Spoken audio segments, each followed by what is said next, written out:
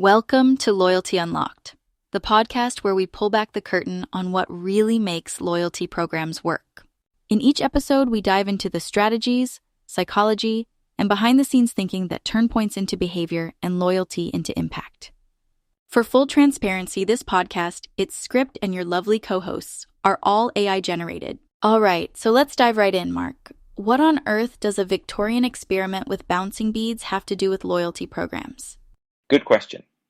In the late 1800s, Sir Francis Galton came up with something called the Galton box, or the bead box. Essentially, it's this contraption where beads drop through a series of pegs, and as they fall, they scatter at random. But here's the thing. Wait, let me guess. They don't just pile up randomly at the bottom, do they? Exactly. The beads form a bell curve, a perfectly predictable pattern every single time. Galton called this the law of unreason. Even though the movement of any one bead seems random, when you get enough of them, the chaos turns into predictable order. Okay, that's already kind of blowing my mind. But how does that connect to loyalty programs? Well, launching a mass loyalty program is a bit like dropping those beads into the Galton box.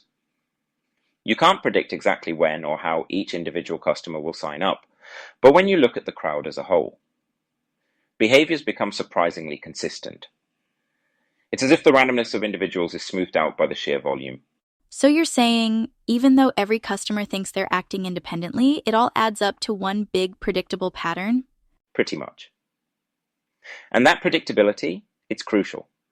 When we launched U Rewards in Hong Kong, the sheer scale demanded that we use these patterns to plan ahead.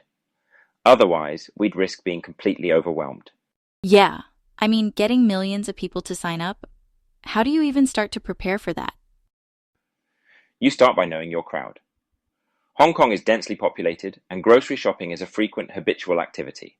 That means we were dealing with a massive, highly active audience, perfect for a coalition program like U Rewards. But we didn't just wing it. We leaned on data, historical trends from other programs, predictive modeling, any insight we could get our hands on. And this is where volume hides predictability, right? Exactly. For starters, we planned for key milestones, the big waves. We knew, based on past programs, that a huge chunk of sign-ups would happen in the first few days.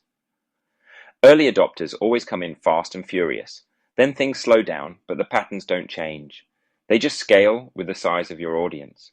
So it's like you can't pinpoint what any one customer will do, but you definitely know when the crowd will move. That's so cool. It is very cool. Using tools like Galton's findings and predictive data gave us confidence to tackle such a gigantic rollout and to manage everything. Marketing, operations, even technology capacity. Knowing how the crowd would behave meant we weren't flying blind. Mark, you mentioned those big waves of early adopters just now. It's making me think of those curves where groups gradually adopt something over time. Can you remind me how that applies to loyalty programs? You're probably thinking of Rogers' diffusion of innovation. It's a model that shows how any new idea or product is adopted by different groups in a population. The key here is to understand the different adopter types, like innovators, early adopters, the early majority, and so on. Oh, right. Like the bell curve. Innovators are the first ones jumping in, and then it spreads to the rest, right? Yes, and for loyalty programs, we've observed the same behavior over and over again. The enrollment curve mirrors this diffusion model because people adopt loyalty programs at different rates. But this enrollment curve doesn't really talk about time. How do you know when each group will be coming in? That's very true. Rogers doesn't really help us with the when, but we can leverage the 440-400 rule to help here.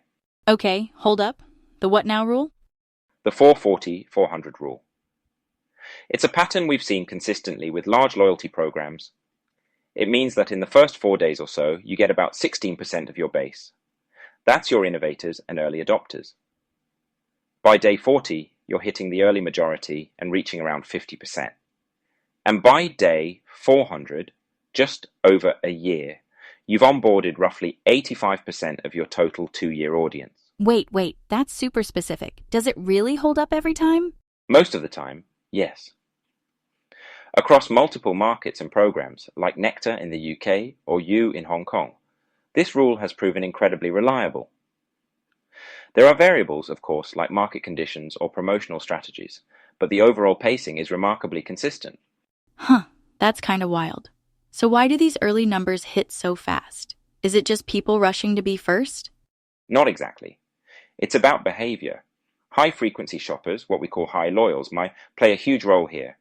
These are the customers who visit frequently, spend a lot, and immediately see the value in joining. They show up early because, well, they're already coming to the store regularly. It's like they're pre-positioned to move quickly. Oh, so these high loyals basically set the pace for everyone else? Yes, they form the initial wave. After that, the medium loyal customers, a bit less frequent, more divided in their loyalty, start coming in. They take longer because the value isn't as obvious to them. And then finally, the low loyals trickle in over the rest of the adoption period. These laggards just take longer to convince. Okay, that totally makes sense now. It's not just random, it's their shopping habits driving when they join. Mark, I gotta say, understanding how these different shopper groups join at their own pace has been really eye-opening. But it's got me wondering, when we dive into enrollment numbers, how do we even begin? How do you even start to estimate how many members you might have? Do you just base it on revenue or market share? Not quite. Market share is important, but it doesn't tell the full story. What really matters is penetration, how many customers you're actually reaching within your market. Of course, that makes perfect sense. If you know how many customers you have, then you can simply estimate how many will join. But wait, how do you know how many customers you have? That's the big challenge we all face. Whilst market penetration is ultimately measuring how many customers in the market are shopping with you, it's a really hard number to get hold of. So what, we're just stuck? Not stuck. We can come at it in a different way, and this is where share of category requirements, or SCR, comes in. It's, well, a way to measure customer loyalty based on their share of spending with you versus competitors. Okay, so SCR is like the slice of their shopping they're doing with you, right? Exactly. It's a percentage of how much of their buying is happening in your stores. Once you know your market share, you can use SCR to translate that into market penetration. Oh, but hang on, that sounds like another tricky measure to get hold of. How do you find out your share of category? You're right, it is hard to get without using panel data or market research, but here's the fun part. The NBD-Dirichlet model helps us estimate this reliably using benchmarks. Wait. You're saying there's like a cheat sheet for figuring this out? Well, you can create a cheat sheet. Basically, Dirichlet shows us that firstly, larger brands have more buyers, and smaller brands have less loyalty, less buying frequency. Also, SCR doesn't vary too much between buyers, it's pretty stable. This means that SCR increases with market share, and so we can link it to build a quick reference guide to let us estimate market penetration based on market share. Wow. So you've basically created a bridge from market share to market penetration. Pretty much. Think of it as a rule of thumb to make it easier to get an estimate. Does it really work, though? Well, let's take Sainsbury's as an example. Back when they launched Nectar, they claimed 11 million enrolments within a few months. A lot of people doubted that number at the time, but when you break it down with SCR and their market share, it actually checks out. Whoa. So how does that math work?